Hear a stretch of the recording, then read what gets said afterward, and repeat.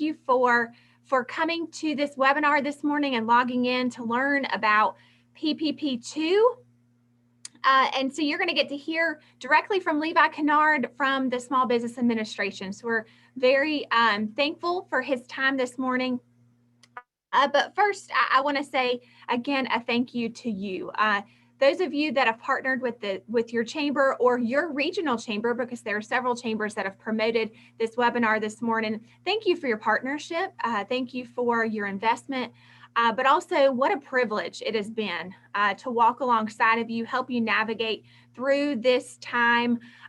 But all of you, you've been incredibly inspiring, to say the least, how you've pivoted and shifted and made adjustments to continue to deliver your products and services to your customers. And so I want to commend you for a job well done, for persevering through this, and also for being wise to reach out and take advantage of the resources that are available to you.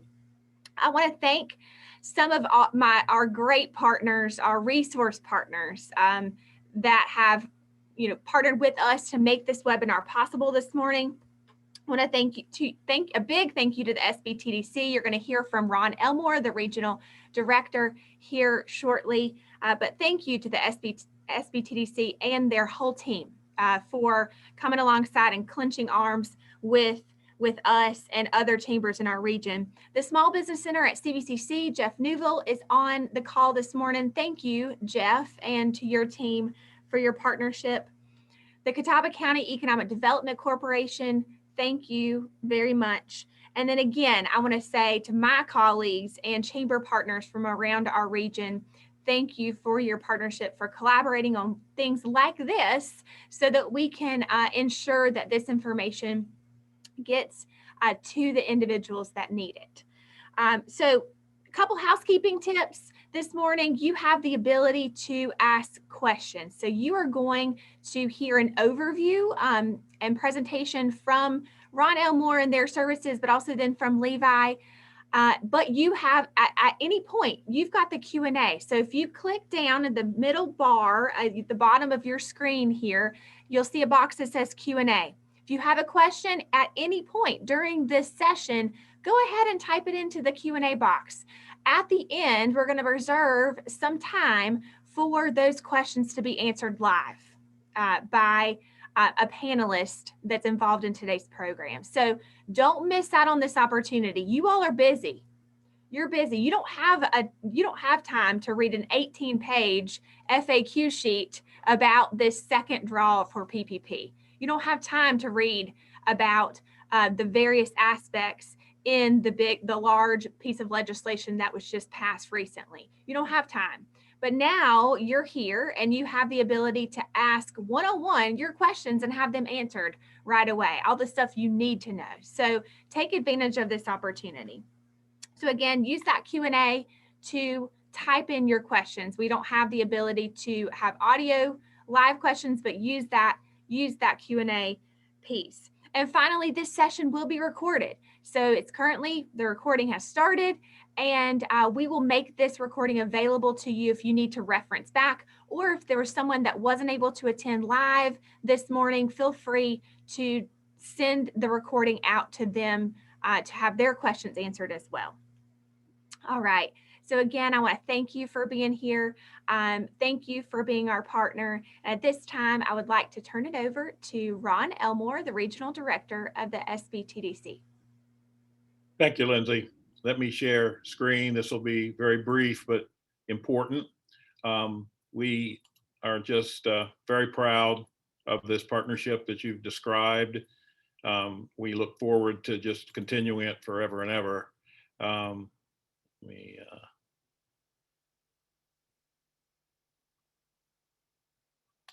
we go.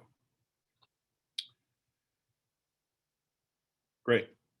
Well, we are the Small Business Technology Development Center here in the area. We, as you can see on the screen, have been quite active with you as business owners across the state, partnering with our friends at the Small Business Administration, partnering with expertise to help you grow your business, get through this a dilemma that we're in. We've got companies that are either surviving, sustaining, or scaling, actually. And we're here to help you holistically grow your business, and even more specifically, as this morning, to help you through this next round of funding with the Small Business Administration and the Treasury Department. Again, we are on the ground consultants, business consultants. We have a great team in the Hickory and Boone office, for which I have the pleasure of working. But if you're even tapping in from other counties, just know that we have some 5,000 businesses we're working with, and we've helped them grow for 36 years. And we have best-in-class partners, like, as mentioned, Jeff Newell and the Small Business Center there in Hickory. Just check out our website of the massive number of resources that we have, the sbtdc.org.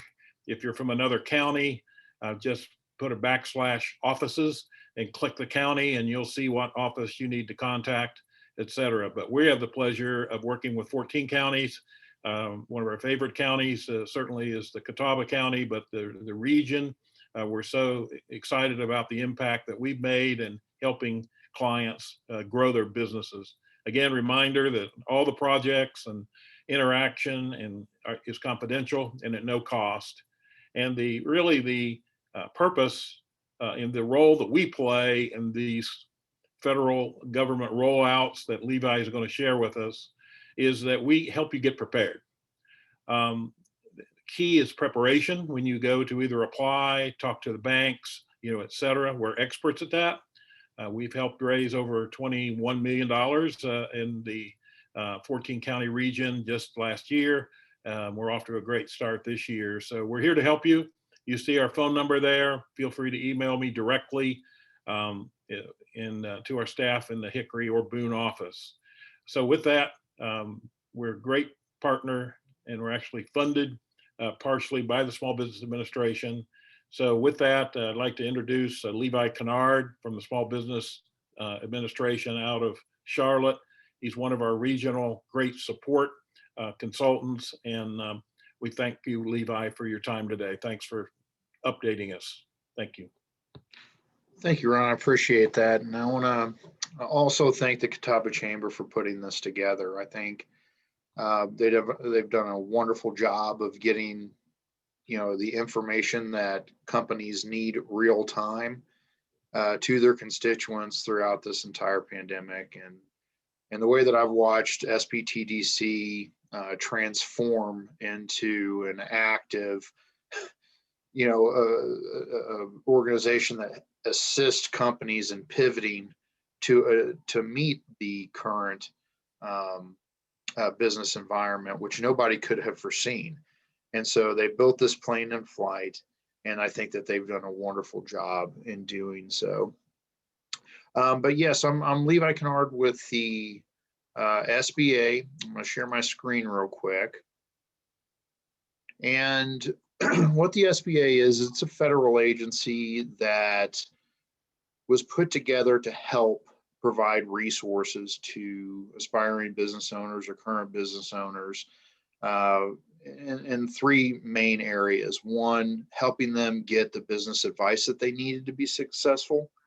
In addition, capital access, that's a big stumbling block for a lot of companies because, when you're small, you represent risk to a bank, and banks are fairly risk adverse. And so with this SBA guarantee, it's provided a substantial amount of business liquidity into the small business market. And I think that it's done a great job of really creating generations of small businesses since the 1953 when we enacted it. But specifically what I want to talk to about today is the Paycheck Protection Program. And so I'm sure everybody on this call is familiar with this program. It was enacted last year, March 27th, through the CARES Act, which really established the terms of the program and also did two main things that people don't really think about. that it enabled the SBA to guarantee funds to commercial banks, similar to the 7A loan program that we have. And it also provided a provision that allowed us to forgive those very loans, and in essence, turning it into a grant. And I think that that's probably the key factor in this program, and what small businesses have really enjoyed over this time is being able to receive money that helps them pay for their workers and a few other eligible uses of proceeds, and then have that forgiven. And then I'm going to talk today about a couple of the changes from the Economic Aid Act that even made it better. There was some questions about the tax implications of that act, and those have kind of been ironed out now. So yeah, it's a tremendous pleasure today to be able to come and talk about these changes. And hopefully in the end, when you have some questions, we're going to be able to address those today. So what we're going to do is talk about where we are, key dates. We're going to try to define the first draw PPP loans and the second draw PPP loans, give a couple of forgiveness updates, and then address what it is that you guys should be doing now. So where we are, and I really wanted to talk about the intention of the Economic Aid Act. And so there were pockets of the small business community that may not have had the same access to these loans that other businesses did. And so what they did is they structured it in a way that those underserved communities would definitely have a first crack at the loans, and try to increase their access, because we don't want certain portions of our communities not being able to access the whatever resources are available to them to keep them alive, as they have for many other businesses. And so that's really was the intention of it. They've put a programmatic structure in there so that this happens, and we're going to talk about that today. So one of those structures was the timelines. In January 11th, they opened it up specifically to community financial institutions. And then in North Carolina, we have Self-Help Credit Union, M&F Bank, Mountain BizWorks, and those were the ones that opened up their portals to be able to receive loan applications first.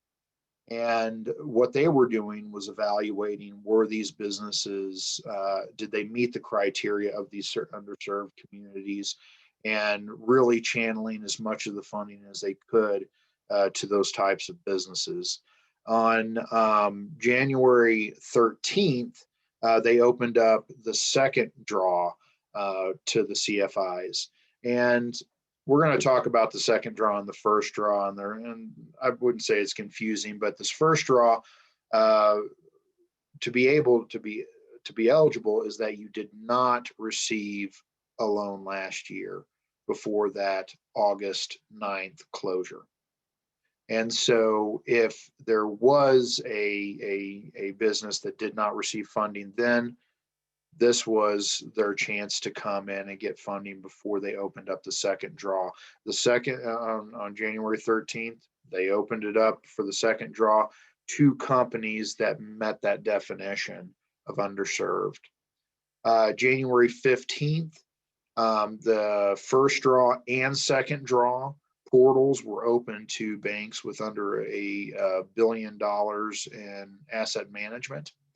And so that was, we have large banks, we have mid-sized banks, small banks, and the smaller banks are the ones that I think during the pandemic have done a great job at providing these loans to small businesses. I've heard a lot of stories about the Herculaneum efforts to really give access to small businesses. And that was something that some banks were not offering. So I want to give a shout out to the small banks. They've done a great job. And January 19th, the first and second draw was opened up to all banks. And so right now, the portals are open. If you are thinking about getting a first draw, if you did not get a loan last year, or a second draw, then you should be reaching out to your banks right now. And you have until March 31st to do that. So what is a first draw? Well, first draw is if you didn't pull a loan last year before the August 9th, then this is your chance before they open it up to companies that have already received a PPP loan. There's been some major changes, and the retroactive changes, which means that if you did pull a loan last year, you might be able to modify your forgiveness application, or it might have some impact on, for instance, like the idle advance that you had to deduct and converted to the loan terms. That's been changed. But they've extended the eligible uses of proceeds, these eligible expenses. And I think that they did this to kind of mirror the idle loans, the economic injury disaster loans were very flexible. People could use that for what they needed in their business. And some of the complaints that people were having about PPP were, hey, I understand that this is a payroll focused loan, but I have these other major expenses that, hey, if I don't pay these, there's no work for these guys to do. And so that was the intention about expanding these eligible expenses. And just to name a few, and I want to let everybody know that this is an option out there, is that you can refinance your idle loan now if you want to, but you have to, there's a trade-off here. So the idle was the 3.75% over 30 years. Okay. This is a 1% over 5 years. Now, if you think that you want to pay it back quickly at lower interest and you would like to refinance it into your next PPP loan, go right ahead. That's eligible. But that's something that you need to decide based on how you want to return that money, because it is a loan. With this, now you get to select between an 8 and a 24-week covered period. When the one that first came out, it was 8 weeks. And then when the Flexibility Act, June 5th, came out, you got to choose whether it was going to be 8 or 24 weeks. Here's what I can say about the covered period, is that as soon as you spend that money, you don't really need to worry about this. As soon as you spend that money, apply for forgiveness. But you do have up to 24 weeks to spend that money. So that's also retroactive. Certain borrowers can increase their PPP loan. We're going to talk about that. And you just need to apply before the March 31st deadline. Something else that was enacted retroactively is that all the businesses that were eligible, the types of businesses that were eligible for the first draw PPP loan are still eligible, but they've added a few categories. First being housing cooperatives. And when I was looking through the interim final rule, this actually includes electric and telephone cooperatives. Destination marketing organizations. These are organizations that are really focused in attracting tourists to their location. And there's a couple of restrictions on there, but nothing too major. This was a big sticking point in the last one, 501c6s. which include chambers of commerces. So if you are a 501c6, as long as you're not a sports league, and there was one other, and it's escaping my mind right now, then it does seem like you are eligible, as long as 15% of your revenue, no more than 15% of your revenue comes from lobbying activities. The other restriction was not participating in political activities, and that no more than 15% of all the activities that you do provide, no more than 15% is for lobbying activities, no more than $1 million in revenue prior to the February 15th, 2020, and have less than 300 employees. The destination marketing organizations, the 501c6s and the housing cooperatives, those are going to be, even though that they're retroactive, and most organizations that had less than 500 would qualify. These, you have to have less than 300 to qualify. There's eligible news organizations under the NAICS codes, 511110. If you're found under that, you will qualify as long as you have less than 500 employees per location, and you're going to have to make a good faith certification that this is for community-based content or emergency services. So we can see that it's broadened the eligible industries quite a bit, and like I said, that is retroactive until last year. Now the second draw, and this is what I think that people are probably more interested in today, and I think what people need to know now is that if they qualified for a PPP loan in 2020, they qualify for a first draw, they can apply for the second loan if they can demonstrate a 25% reduction in gross receipts for comparable quarters between 2020 and 2019, or if they want to do it annually, they want to show that in the 2019, this is what they made for the entire year, and now the 2020 has concluded, this is what they made that year. Compare the two, it needs to be show a 25% reduction, and that's pretty important.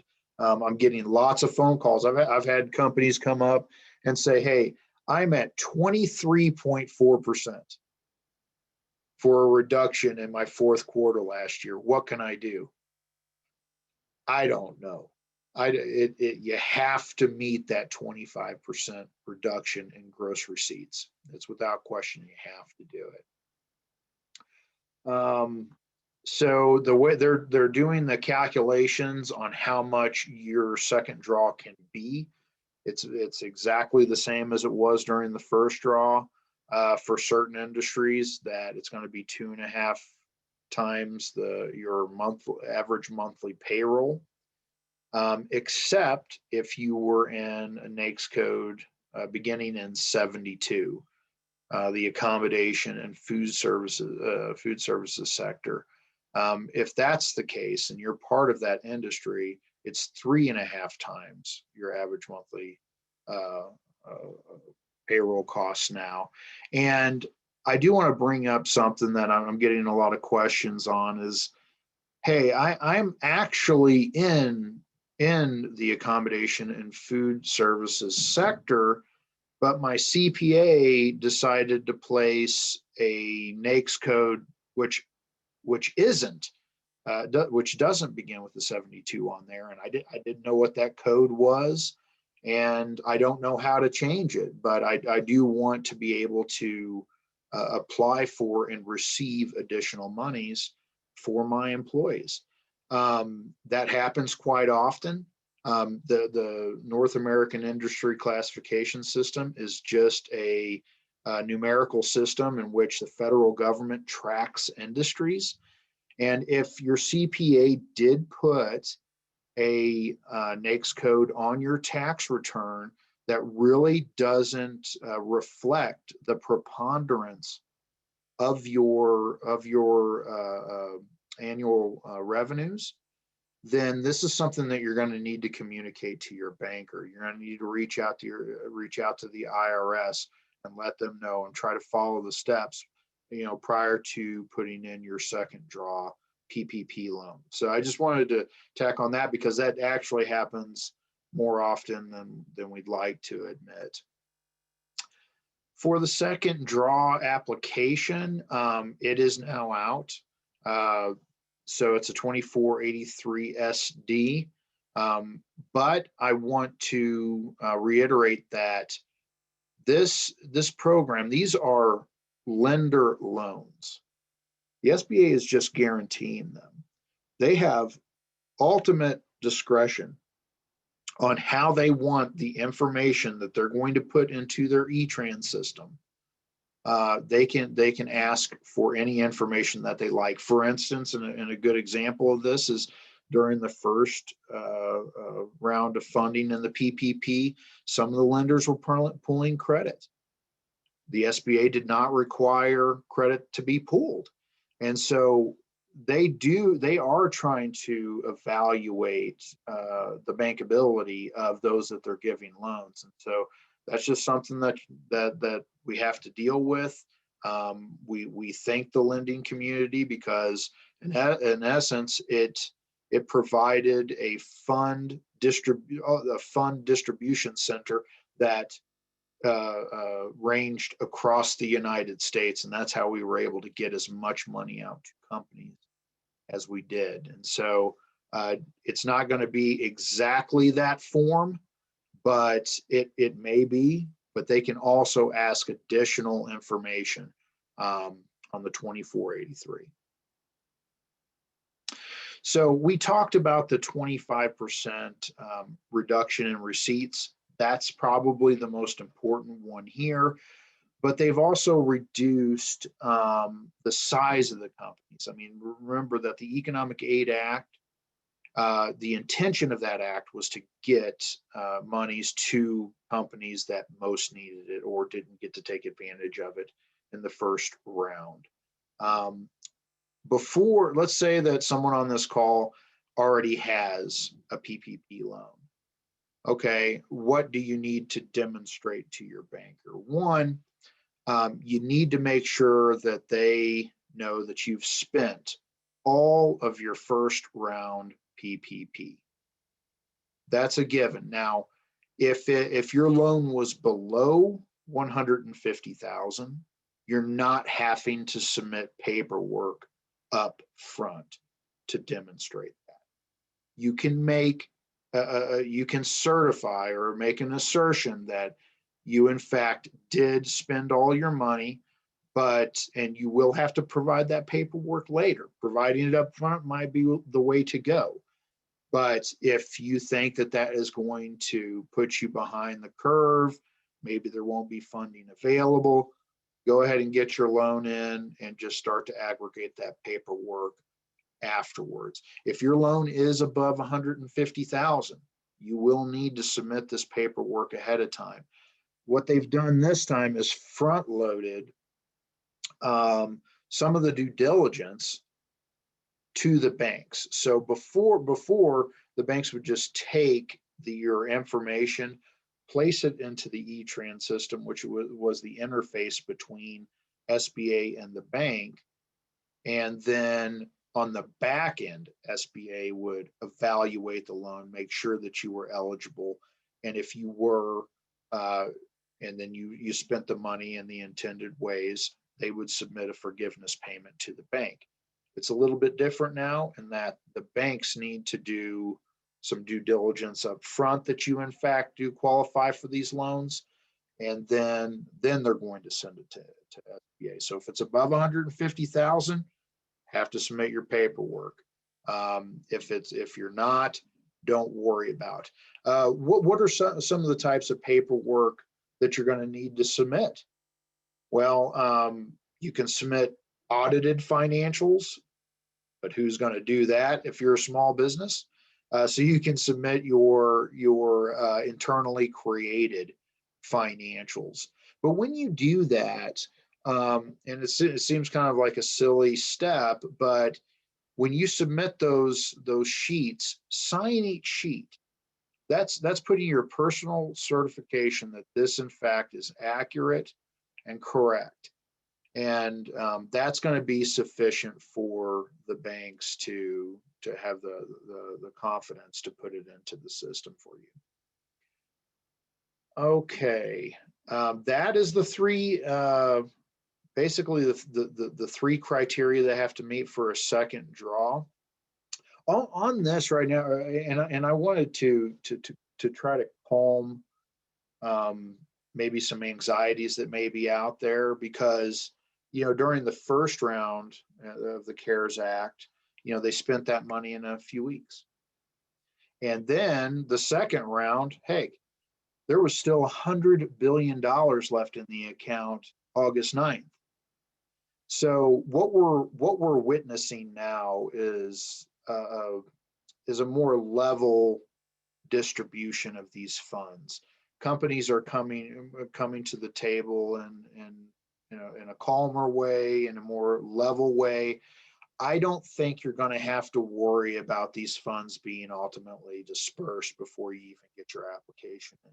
At this point, they approved 200+ billion for this program. At this point, we've only approved and distributed around 35 billion. So you can see that, if you do need to get your ducks in a line a little bit better before you submit your application, do so. I think you're going to be fine. You've got until March 31st. So here's some of the more interesting parts of the act, I think. And that the idle advances, do you guys remember back last year when you applied for your PPP and these idle advances were going to be deducted, right, from your forgivable amount, and then what wasn't forgiven was converted to the loan terms. And so you're left with a loan at the end, right? Well, that's no longer the case, and it's retroactive. So there's two cases that you might be running into. The first is that you just still have an outstanding balance and at the terms of the PPP loan, and you're having to pay P&I payments on that monthly. If that's the case, just hold on, and SBA is going to be reverting the payments for those idle advances to your lending institution, and they're going to apply those to your account and wipe out that loan. Second scenario, let's say that you were really prudent about this, and once it converted to the loan, you just paid it back. So you have nothing to do with the bank anymore. The SBA is still going to make you whole. SBA is going to pay the lending institution, and then they're going to cut you a check for what you paid on that idle advance. So I think this is a great additive into the Economic Aid Act. So some of the companies that did pay that back expect another check in the mail. Another aspect of this that we're really excited about is when you received your first PPP loan, people were really anxious about if this was going to be taxable income. Because any income that you receive from any source derived in the tax code says that it is in fact taxable. Well, unless legislatively they say that it's not, and now they've said it is not taxable. In addition, if you paid expenses with your PPP loan, you can now deduct those. Because at first, in the guidance that we were seeing last year, is that when you took your PPP loans, let's say that you had you paid $100,000 in payroll last year. When it comes tax time, you're not able to deduct that $100,000 in payroll expenses that you paid out with those PPP funds. Well, now legislatively, that is tax deductible. You can any expenses that you paid with those PPP funds, you can deduct those on your taxes. So I think that's a great additive as well.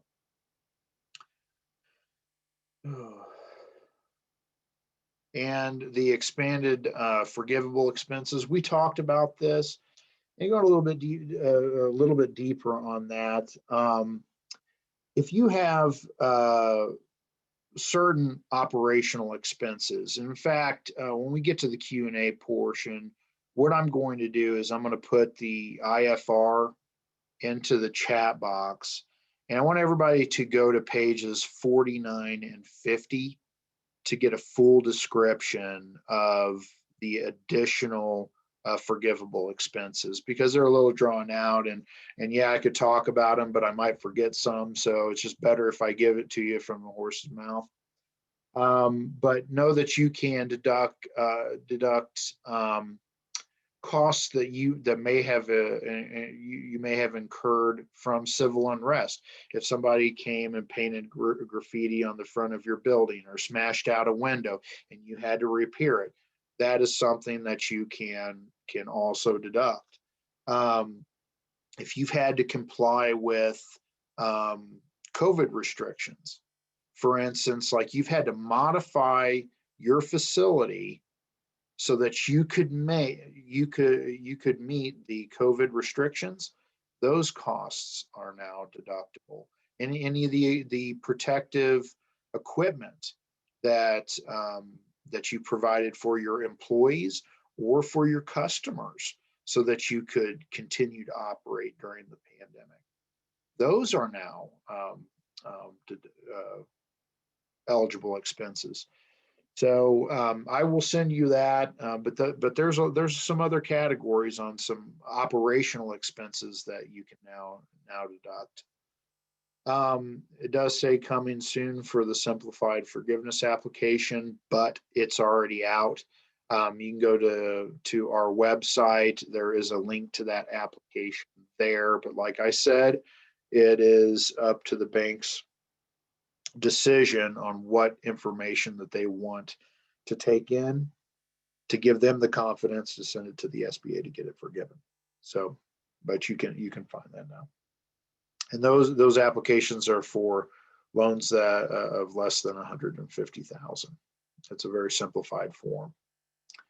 Trying to think of anything else. I do want to mention again, even if I've mentioned before, the percentages in which you have to expend into payroll, those still exist. 60% has to go to payroll. Even though they've expanded these forgivable expenses, and you can use that still only constitutes 40% of that loan. You still have to spend 60% on payroll. So what do you do now? Contact your lender. There are a couple of scenarios here. One, you want to go with the lender that you went with before. If you do, it will probably be streamlined. They still have a lot of your information. It's not going to take a lot of work on their end for them to submit that second draw loan. But let's say that you weren't too happy with your last lender and you'd like to look for a new one. One of the good things that SBA has done is opened up our lender match portal to accommodate people that are looking for lenders that want to give out these PPP loans. So go to sba.gov/lender match and put your profile in there. For the most updated information, do go to our website at sba.gov/PPP. They're putting updates on there daily. They're also putting out the procedural notices that are coming out daily. I think they're doing a lot better job about keeping the public informed about the program. As we saw last year, it took almost a year This, it's not so much a year. It's we're getting going as quickly as we can. I always want to encourage business owners to always reach out to a resource partner. You can get counseling at no cost to you. I can never see a drawback of getting business advice, getting counseling, especially when it's not impacting your financials at all. I always think that having a mentor there is been really beneficial for me. And I always say that there's a wisdom in a multitude of counselors. So Ron Elmore, he's running a great center out there. Reach out to them and see what they can help you do. There's stuff that you probably haven't even conceived yet. Hey, a lot of business owners are having the same troubles. They're going to Ron and telling them all about their troubles. He's like a counselor in himself, So go see what they've told him. And that's about it. If you want to reach out to me, my contact information is here at the bottom. And I'm always available. I am fielding quite a few calls, but just leave a message and I'll get back to you. Thank you, Levi. Yeah. Yes, thank you. So now let's transition into our Q&A portion. I do have several questions that you guys have already asked, but if you have a question, use that Q&A function and put it in there, and we will definitely we'll ask that of Levi before we close out today's session. So first, I think you answered this towards the end after the question came in, Levi, but I'll go ahead and say it just for the benefit of everyone. The question is it recommended that you apply through the same bank or financial institution for Draw 2 that you worked with in Draw 1? Definitely not necessary, but for simplicity reasons, you might want to consider it. All right, I've got another one. What mistakes do you see from business owners that causes delays or rejections? So in this round, they're putting, as I said, the due diligence up front. And so when lenders are putting their loan packages into the E-Trans system, they're getting these error codes. And it's a little bit high level, and the bankers are still trying to figure out what it is that they have to do when they receive these error codes. And I've been on a couple of webinars with them, and it's just a learning process. There are workarounds because it's really an IT issue. That code's coming. It's not somebody on SBA's end giving the code. It's the system itself. And so they're working around that. And if you want to ask what's delaying the most, probably that. Or if that's not the case, it's just getting the lender the information that they need to submit. Great. All right, another one here. For organizations who received PPP Draw 1 and are also potentially eligible and applying for the SVO grant, can those organizations apply for PPP Draw 2 but not accept it if they were awarded the SVO grant? And that's the shuttered venue. Yes, that is a big issue, and I'm glad the question was asked. Yeah. Do we know a lot about the SVOG? Not a ton. I know that it's, there's $15 billion. They've set aside $2 billion for venues that have less than 50 employees. They've structured it along the same lines as the narrative of hardest hit businesses, to where in the first 14 days when they open up the implement the program, you have to demonstrate that you've had a 90% decrease in gross receipts. After that 2 weeks is finished, the next 2 weeks is 70%. And then after that, you have to demonstrate the 25%. So I know that that's there. And I know that you can't have a second draw and an SVOG at the same time. In fact, you can't even apply for one if you're applying for the other. And I'm getting a lot of questions about, okay, well, how do I determine which loan to go after? There's very little information at this point. What and Ron's seen this too. Basically, the information we've received is a 15-minute YouTube video, which I'll put that in the chat box here that everybody can watch. But it's not a ton of information, and but they have promised that they're going to have this continuing webinar series, get that information out to you. You don't have to worry about missing out on the PPP by the March 31st deadline if you're considering a shuttered venue operators grant. You will have the information in ample time. Just know that if you do submit a second draw PPP loan application, you will not qualify for the shuttered venue operators grant. Great advice. And with that, would you recommend them going ahead and preparing everything for PPP2 in the event that they could not indeed are not eligible for the SVO?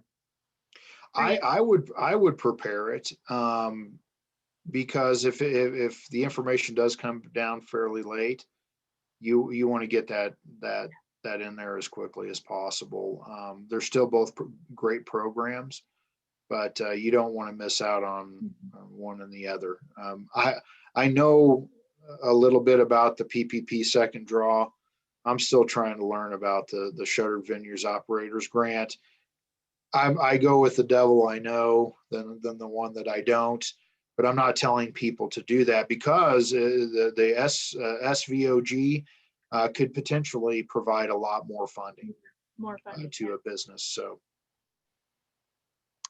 will the second round of PPP have the same time restrictions to utilize it for to be eligible for forgiveness? For example, restaurants are still at 50% capacity and it's too cold for outdoor dining. That will limit the number of employees that will be needed right away.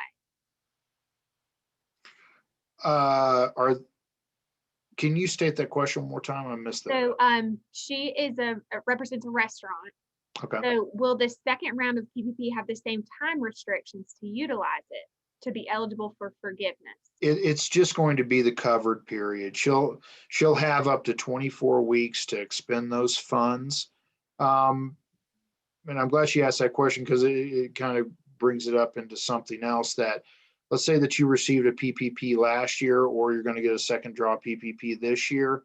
After your 24 weeks, you have 10 months to submit your forgiveness applications. After that 10 months, you're going to start making P&I payments, the principal and interest payments. And so get your forgiveness application in prior to that. But you do have 24 weeks to utilize those funds for forgiveness. Okay, and what organizational checkbox does a DMO check on the application, I'm assuming? A DMO? A destination marketing organization. Oh, have them submit that question, and I will run that past our lender relations specialists. I don't want to give anybody any bad information here, and I don't know the answer to that question.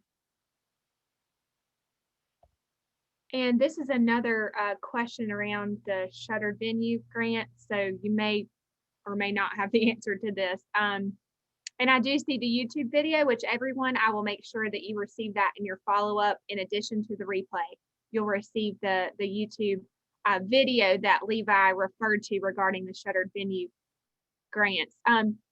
It says, do businesses that support venues with products or services, are they eligible for the venue grant? This is something I'm still waiting to see. In fact, Ron had submitted a question the other day for a client of his, that very question, and I just don't have any regulations to look at to make a definitive determination on that. I just don't have it yet. All right, and one more question. So in the event that, so for the PPP1, so retroactive draw, so first draw, is that business or entity looking ahead? So when you attest to the need of the dollars, are you looking ahead to 2021 financials, or are you still looking at basing off 2020 financials? To determine the 25% reduction in No, revenues? no, to determine the need for, you have to attest for the need, the critical need of the funds.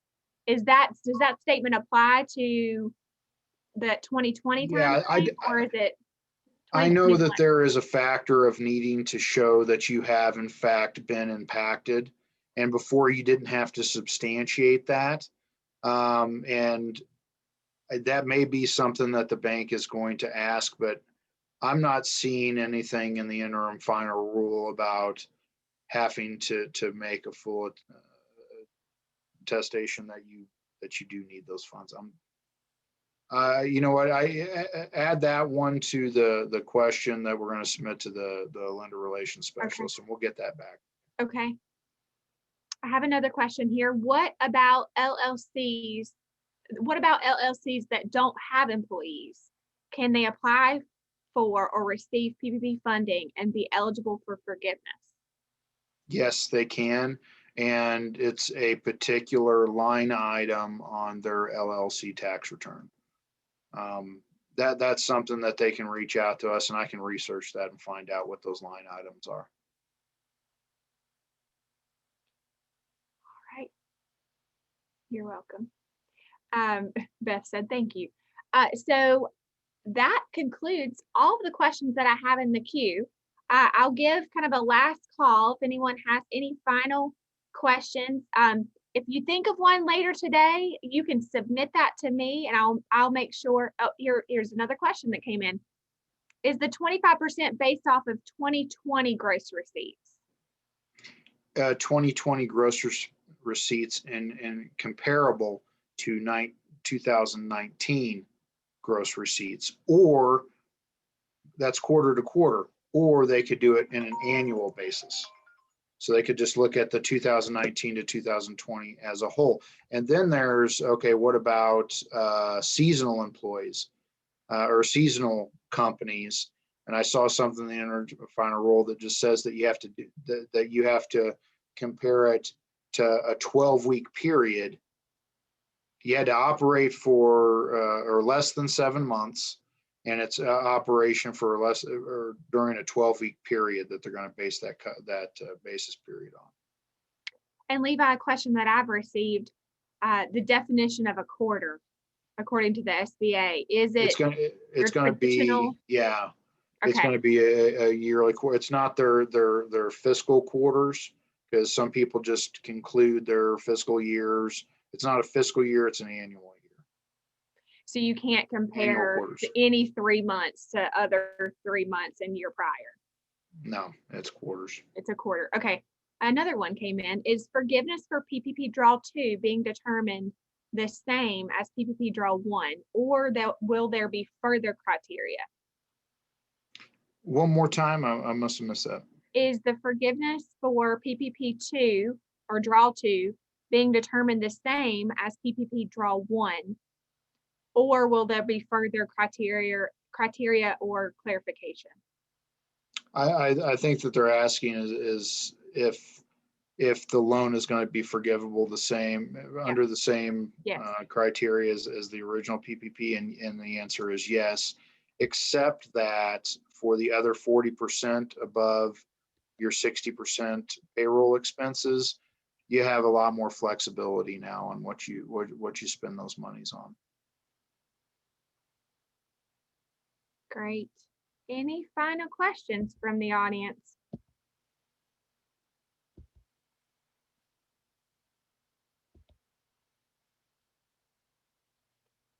Well, again, I want to thank everyone for being on here today. I hope this was a valuable use of your time. I want to thank Levi, especially for your time in bringing forth this content. And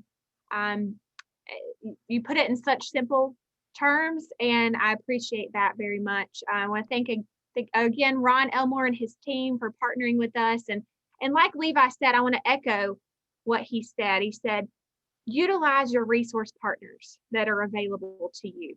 That includes your chambers, your EDCs, but the SBTDC and the Small Business Center at CVCC are invaluable resources to you. As Levi mentioned, their counseling is complimentary. Actually, you've already paid for it in your tax dollars, right? So utilize it. At the very least, call them up, have an informational interview of how can you work with them. I also want to remind you, this is not for businesses that are in trouble or businesses that are necessarily in crisis. It's for businesses who want to take it to the next level, who want to grow, who want to refine their processes, who want to create a strategy. They also have expertise in digital marketing, right? All the world is wanting to find you online. And so I encourage you to reach out to these partners to see how you can utilize and leverage their services to help improve yourself as a business owner, but also your business and your bottom line overall.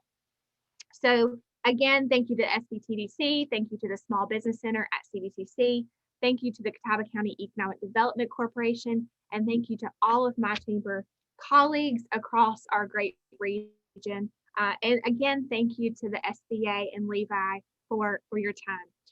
This session was recorded, so we will make sure that you receive the recording. I'll also include the supplementary information that Levi provided. If you have any further questions, reach out and let me know. I'll make sure to get that question answered. And without any further things to cover today, we're going to call this to adjournment. So again, have a great day and thank you very much.